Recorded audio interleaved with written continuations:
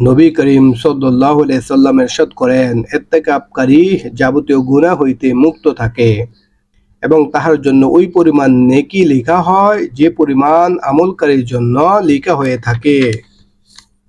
এই হাদিসে ইত্তেকাফের দুইটি বিশেষ উপকারিতা বর্ণনা করা হইয়াছে। প্রথমত, ইত্তেকাফের কারণে গুনাহ হইতে হেফাজত হয়, কেননা কোনো কোনো সময় গাফলত ও ভুল ত্রুটির কারণে এমন কিছু অবস্থার সৃষ্টি হইয়া যায় যাহাতে মানুষ গুনাহে লিপ্ত হইয়া পড়ে।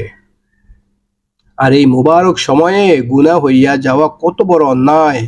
ইত্তেকাফের উসিলায় এইসব গুনাহ হইতে মুক্ত থাকা সম্ভব হয়। দ্বিতীয়ত, ইত্তেকাফে বসিবার কারণে রোগীর সেবা, জানাজায় শরীক হওয়া ইত্যাদি বহু নেক কাজ করা তার পক্ষে সম্ভব হয় না। অথচ ইত্তেকাফের উসিলায় এইসব ইবাদত না করেও সে এইগুলির সওয়াবের অধিকার হয়। আল্লাহু আকবার! কত বড় দয়া আর কত বড় রহমত! মানুষ ইবাদত করে একটি আর সওয়াব পাইতে থাকে 10টির। প্রকৃতপক্ষে আল্লাহর রহমত শুধু বাহানাই তালাশ করে, সামান্য আগ্রহ ও চাহিদা মাত্রই মুষলধারে বর্ষিত হইতে থাকে।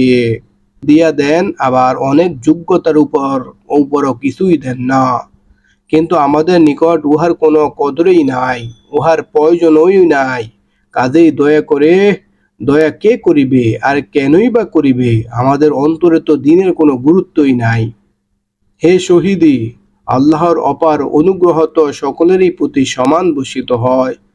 যদি তুমি যোগ্য হইতে, তবে তোমার প্রতি তো তাহার কোনো জেদ ছিল না।